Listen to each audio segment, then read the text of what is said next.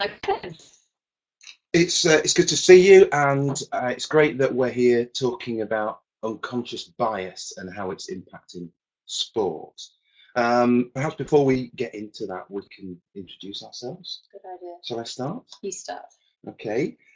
So my name is Professor Kevin Hilton, Professor of Equality and Diversity in Sport, Leisure and Education at Leeds Beckett University. I'm also the head of the Research Centre for Diversity, Equity and Inclusion. I'm very pleased to be here.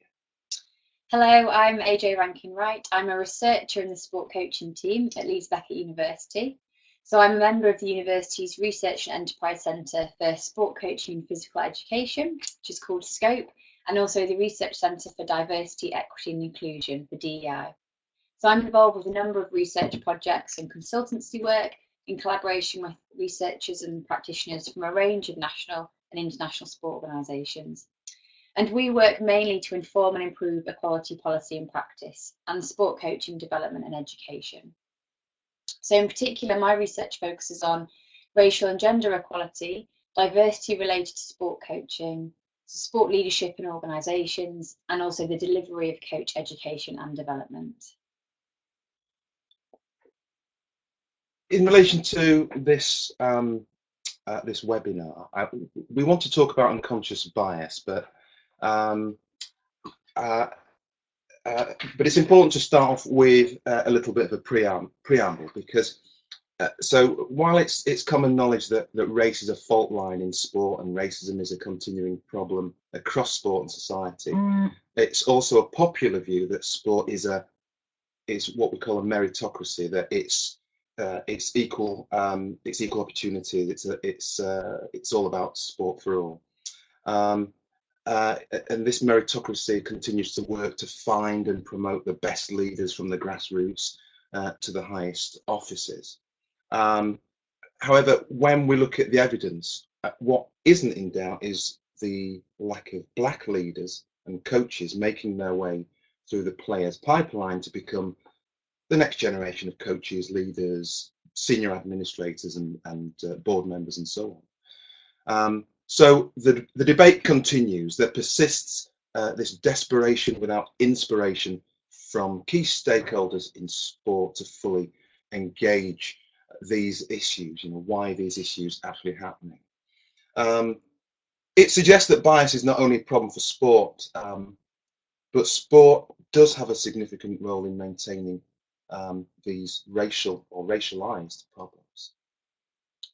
And so following from that, the aim of this webinar is for you to develop an awareness of unconscious bias in sport, how it's impacting your sector, and how we can mitigate any negative impact of unconscious bias. So I'll just give a little overview of what Kevin and I are going to cover. So first, we'll explore what the terms unconscious bias and explicit bias actually mean.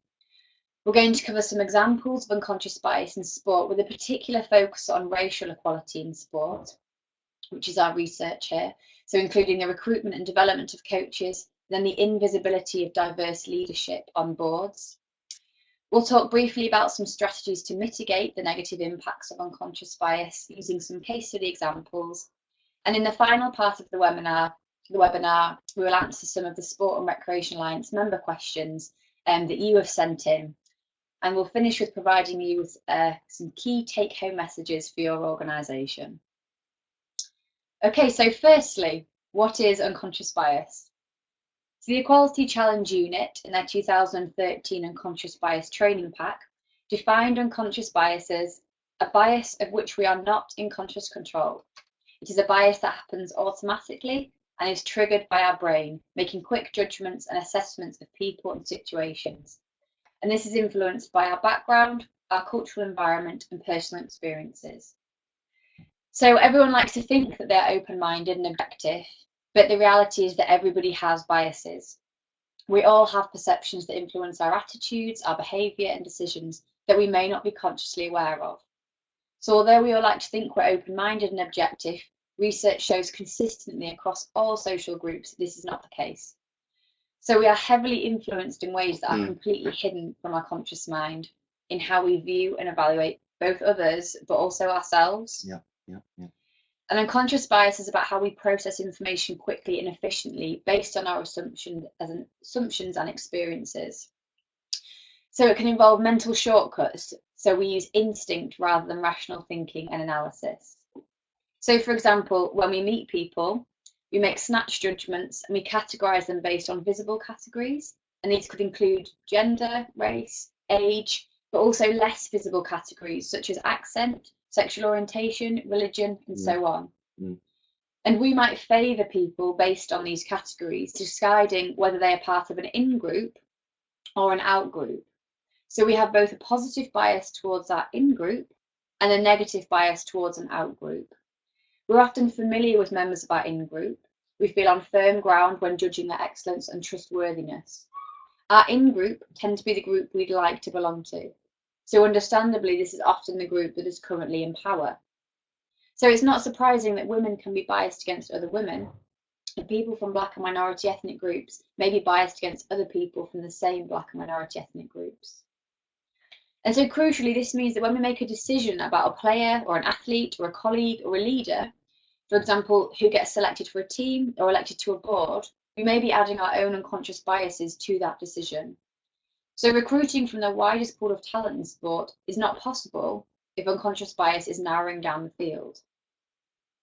So implicit bias refers to the same area, but it questions the level to which these biases are unconscious, especially as we are being made increasingly aware of them. So once we know that biases are not always explicit, we are responsible for them. So we all need to recognise and acknowledge our biases and find ways to mitigate their impact on our behaviour and decisions. And Kevin, you're going to share some examples now. Well, yeah, yes, I am, but I need to say that I'm always suspicious when people talk about unconscious bias. You know, we need to be really wary of the idea of unconscious bias as a strategy to combat racial discrimination and disparities, because many organisations and individuals see it as an issue, but it can detract from the actual institutional responsibilities of organisations or sports where racially biased individuals reside. You know, so either as employees, coaches, even supporters and officials. So what we see happening in sport is the identification of racism or racial bias as an issue. Okay, so that's a positive step forward, but then individuals are identified as requiring racial bias training, or unconscious bias training or awareness. Now that racial bias is issue is left at the level of the individual, and organizational systems or sporting structures that reproduce the racial discrimination are then left untouched. So for me, we must consider that unconscious or implicit bias is often used as a reason for the lack of diversity in sport organizations. Yet unconscious bias is purely a state of mind. It's a form of prejudice. Unconscious or implicit bias, though, leads to discrimination. Discrimination involves this conscious or unconscious or institutional behavior in a way that disadvantages others from particular social backgrounds. So that is where the damage is done. It's in terms of action. It's acting on these biases.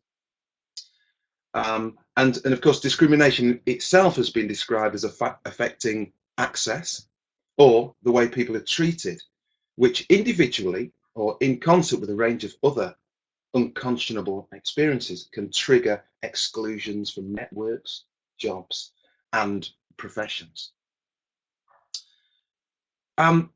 When we get into these conversations about unconscious bias, we kind of forget that there are still prejudiced people. You know, so what about prejudiced people? So part of the reason for bias in sport can be explained when we look at broader social and cultural issues.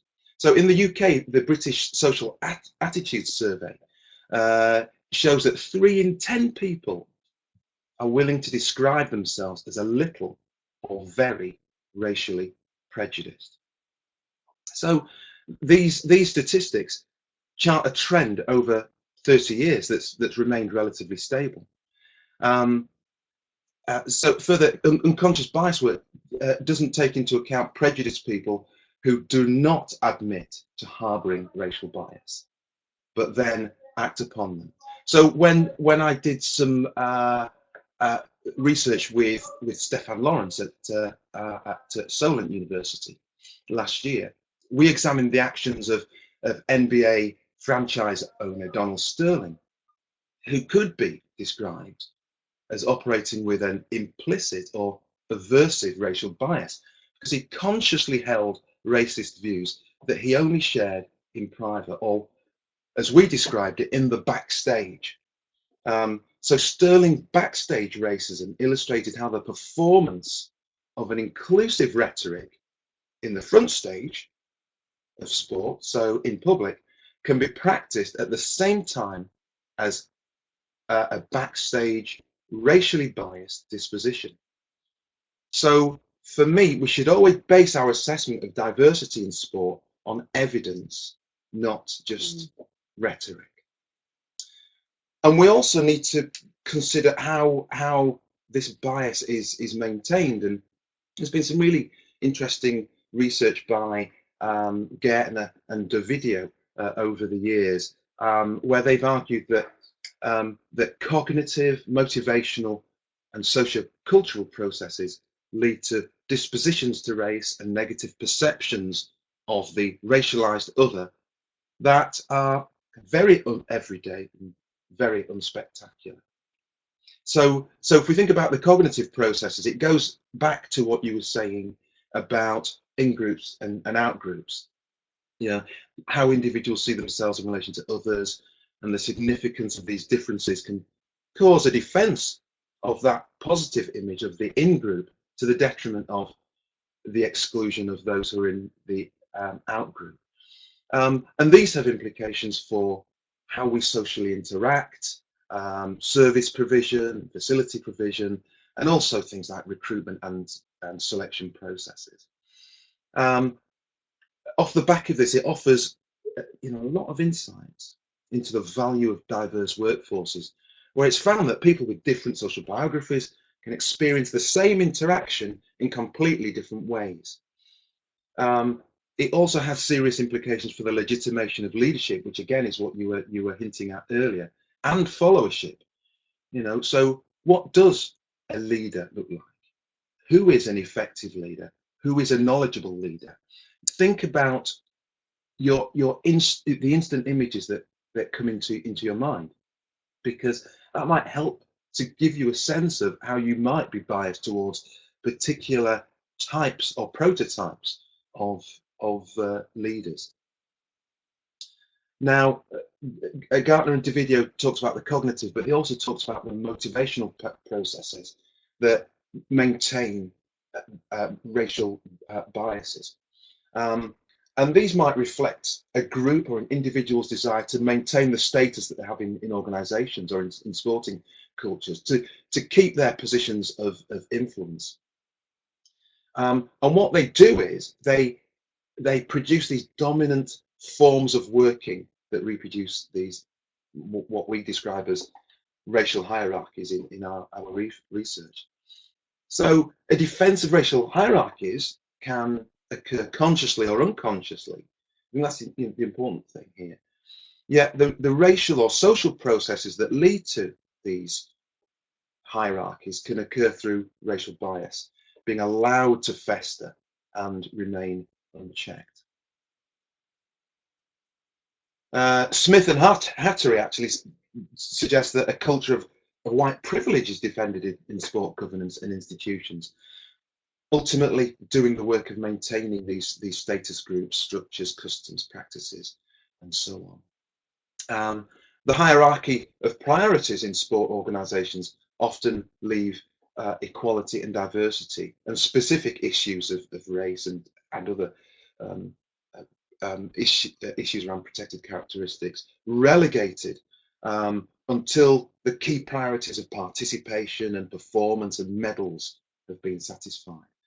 Unfortunately, the nature of these priorities means that they're rarely satisfied. They're always looking for those medals. They're always looking for better performance, and so issues around race and so on, and the kind of related, kind of intersecting protected characteristics are often marginalised or ignored. So we've got the cognitive, we've got the motivational processes that help to maintain this bias within sport. The third process that Gartner and Davidia were talking about are sociocultural processes. And people are more familiar with these, and they refer to the way people in sport accept myths and stereotypes, about other people. And we sometimes, in relation to race, talk about a race logic that reinforces these popular, if questionable, racial ideologies. And often they boil down to physical and intellectual abilities, but also extend to things like the sports that people play and the sorts of taste preferences that they might have. And because these biases are embedded within sport, it just reflects how difficult it is to unpick, and therefore how serious it is for us to focus on unconscious bias in the first instance. So in relation to unconscious bias, we've been talking for a little while, a few minutes, and I'm guessing that the people listening to this webinar will be trying to get an image of me and an image of you, and they'll be thinking, okay, Professor Kevin Hilton, okay, what does he look like? What do I think he looks like? Well, I would suggest that you click on my webpage. There'll be a link to it, or just Google me. And the likelihood is you'll be surprised at what I look like, because there are no obvious signifiers from listening to me or from my name of my social, my cultural background. And similarly with you, AJ, people will guess, and they might guess wrong, they might guess right, but they're drawing on what they know around the kind of signifiers of what various folks look like and sound like. But for me, the practice of bias is more likely to be exercised in situations that are really quite ambiguous, described as ambiguous, where there's no clear-cut decision.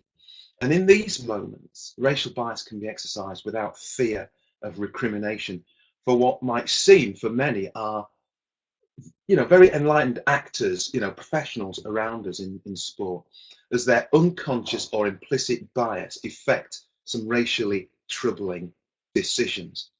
And where decision-making vagaries occur and guidance is weak, racial bias then has exponential opportunities to be exercised.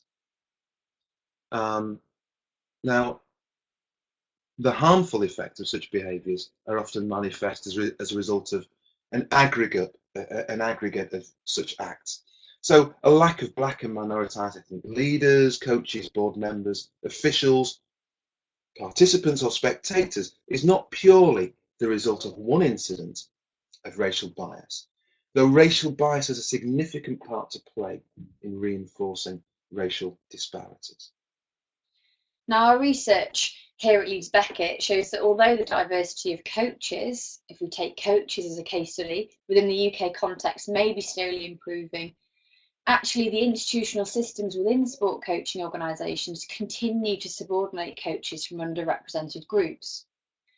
And so, following on from what Kevin was been saying, even within those organisations that have equality policies and programmes in place, the coaches and equality leads that we've spoken to shed light on unconscious biases that are still played out in the sport coaching cultures within these organisations.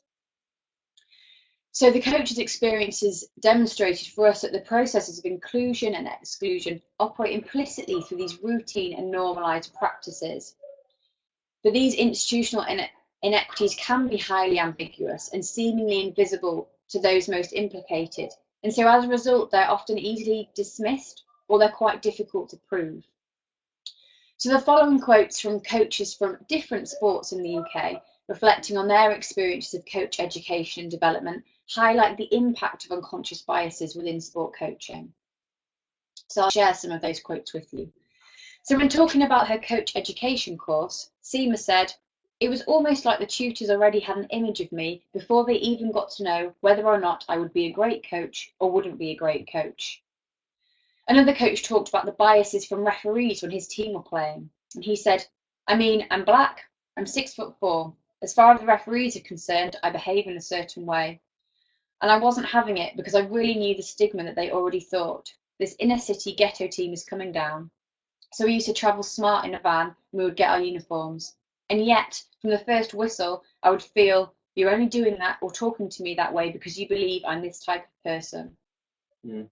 So when talking about coach development and recruitment opportunities, Frank said, "I've always said they prefer their own kind and that's the way it is. But when it's so blatant, when perhaps you've got the same qualifications as someone and you're possibly better than that person and it's given to that person, then you question it." Another example of a recruitment decision in which racial and gender bias arguably played a factor was recalled by Jay, another black high performance coach. And Jay said, "I've seen people bully female coaches. I've seen the head of coaching almost discriminate and not want to have a selection of a female coach. I personally think because they were female and also because they are a black female." And Christine shared with us that some people will not put their full name on an application form just because they know they're going to be penalised by their name not looking very British. So these examples start to illustrate the multiple and interconnecting biases held by those in powerful positions in sport coaching. But due to these practices generally remaining unchallenged within organisations, the coaches were unsure as to whether to name the discriminations they'd experienced as deliberate acts of racism and sexism or as ad hoc events. Now, Jay said, "I think quite a few people were invited to sit on the board and make sure the policies that are in place are correct, so they've moved on in some guises. But in another sense, you've still got the old guard who are still there, who do things and make decisions. And I don't think they are, either it's a deliberate decision they've made, or I just don't think they're aware of their behaviour and how they do things because they get caught up into what they're doing." So the coaches questioned, is it jealousy? Is it favouritism? Is it racism? So unconscious bias plays out when those in key decision-making positions show a preference for candidates who are similar to themselves or who are in the in-group. And this comes back to what Kevin was talking about in-groups and out-groups.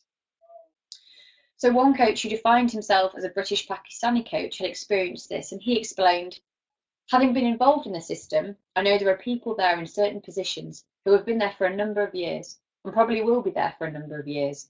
And obviously they belong to certain groups and certain clubs and certain organisations. And if you're outside that grouping, then it makes it very difficult for you." Another coach described his governing body as a very insular club that only a certain amount of people get into. And these coaches' experience were further evidenced by a governing body lead who explained that coach recruitment was still a process based on social networks and unconscious bias. And she said, basically, the people who go out to recruit coaches, they know who they're looking for to begin with. It's the same type of people being recruited over and over again. Now, these examples of unconscious, or we can question conscious bias, the social networking systems, stereotypical perceptions held by those individuals and groups in authoritative positions reinforce traditional power structures, and they also limit the recruitment and progression opportunities for coaches from underrepresented groups. And we see this not only in coaching, but also in terms of leadership on boards. Thanks, AJ. Now, we know that race has been evidenced as a key influence of individual perceptions of leadership qualities, and we heard that in the research that you did and we've done with coaches and national governing bodies and national governing organisations. So how leaders are legitimated, evaluated and treated are heavily affected by race of leader or perceiver. So in most cases, race is viewed as a limitation where in-group and out-group assumptions are factored into leadership decisions. So, you know, if we take the Super Bowl winning coach, Tony Dungy, who said that one of his earliest experiences of getting into football coaching that's the other kind of football rather than real soccer, revolved around him being told that he didn't look like a coach. And he went on to say that George Young, the general manager of the New York Giants, told me that if I wanted to have a future in coaching, I needed to shave my beard. He felt I didn't look like a coach. Now, for me, there'd be no real alarm bells ringing in regards to, how a peer was suggesting you should best present yourself as a professional. It might seem intrusive, but it's not uncommon for people to give you that sort of advice. However, Dungy concluded that George Young didn't know it, but his words laid out the problem the NFL had been facing for years. There was a stereotype of what an NFL coach looked like, and even if I shaved, and I and other African American assistant coaches still wouldn't fit the perception of what owners were looking for in their coaches. Now, even the diversity of governing bodies has come to the attention of key funding agents, reluctantly applying a stick to an issue where carrots haven't worked. And you can have a look at the Sporting Equals leaderboard to see how that has broken down in terms of ethnicity across national governing bodies, because that demonstrates the stark realities of these disparities, differences, especially where Black, Asian and minority ethnic populations boast 14% of the population in the UK, but only 4% populate national governing boards as board members. So there are only 26 board members out of 601. And it's even worse where it comes to chairs or CEOs. There's only one chair across 68 national governing bodies. So this hints at the lack of diversity in governance across major sporting organisations in the UK. Now, if you think about football, only 4.4% of Black and minoritized ethnic footballers have taken on the role of coaches or managers since 1992. Now, in this time, 25%, a quarter of all footballers have been Black and minority ethnic. And you can have a look at the Bridgewater report from 2014 to see some of the detail behind that. So I think that that there are some examples where national governing bodies, national governing organisations have taken some sort of institutional responsibility. Look, for example, Sport England's call to withhold funding where governance structures do not reflect a diverse workforce. I mean, I think that's really positive. And the new Sports Coach UK and Sport England Code of Governance emphasises diversity in their core principles. And similarly, the Football League are piloting the American Rooney rules as they recognise the underrepresentation of Black, Asian and minority ethnic managers and leaders. Okay, so we've covered what the terms unconscious bias and implicit bias are. Mm-hmm. We've provided you with a few sort of case study examples from our own research. Kevin has just covered briefly the mitigation strategies. So we just have some time left in this webinar to answer some of the questions that you as members sent in for us. So, first question. How can you encourage staff to be more aware of their unconscious biases and the effect they have? Okay, so firstly, accept that you and everyone have biases and be open and honest about your biases. It's really important that we can discuss these openly and then address them. We'd recommend that you pay attention to your reactions, particularly when you're interacting with people who are different from yourself. Listen carefully to the language being used around you and think about the language that you're using. So there is a tendency for more positive performances to be associated more with some groups than others. This comes back to the in-groups and out-groups that we've both talked about. And it's important to challenge other team members or your colleagues if they are using more positive or negative overtones for certain groups. Finally, question cultural stereotypes that seem truthful. So be open to seeing what is new and unfamiliar and increase your knowledge of other groups. Avoid supporting or strengthening your unconscious biases. So exposure to negative messages or images can reinforce negative associations, whether or not we consciously dismiss them. So for example, what we see on the media. Another question that came in is, how can boards overcome unconscious bias in the workplace? Well, two key tips here. Take time to make decisions, don't rush. When we are rushed to make a decision, we're more likely to fall back onto our biases. So making sure we have sufficient time to carefully consider a decision will help to reduce the impact of unconscious biases. Now, this may mean being quite firm around how much time we spend on considering each applicant, coach, or athlete. Secondly, check and challenge fundamental assumptions behind decisions. So you really should try to create a process that's in place for checking fundamental assumptions behind any important decisions and for validating the decision-making process. So you can detect unconscious bias more easily in others than in yourself. So be prepared to call out biases when you see it. Expose yourself to positive images or stories prior to key decisions. For example, remind yourself of successful employees or experiences of a group with whom you may have previously held a bias. And you can draw on critical friends to help with this, especially where you may lack expertise or diversity. Another question was, what kind of language can organisations use to promote openness and inclusivity within their workforce? For me, one of my other roles is patron of the Race Equality Charter for the Equality Challenge Unit, and what we've seen through the Race Equality Charter, Mark, is a need for there to be very clear leadership from the top. We can see this in higher education, but we can see this where there has been excellent practice in sport. So leadership from the top is language that needs to be owned within sporting organisations. We've talked about diversity, but the valuing of diversity is so important. The value of diversity has been demonstrated in the success of many organisations.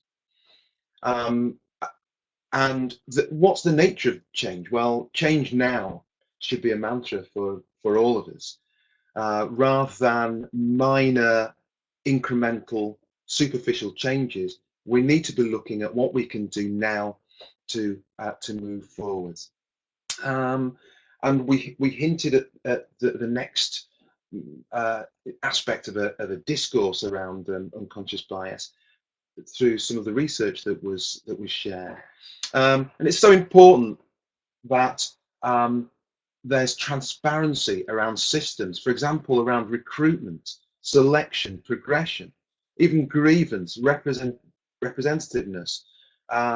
Ethnic monitoring might help with that, and also oversight, internally, critical friends. Have those things in place, consider them seriously. We talked about this notion of change now, but where are we now? Where do we want to be? How do we get there? Let's establish some very clear, smart policies and strategies that will enable a very focused approach to unconscious bias. And we're just going to finally share a couple of key take-home messages. So I think my key take-home message would be, rather than only focusing on recommendations at an individual or an institutional level of sport to increase, for example, numbers of underrepresented groups, organisations really need to be focusing greater attention on reforming the cultures within their institutions. And addressing unconscious bias is one way to start this process.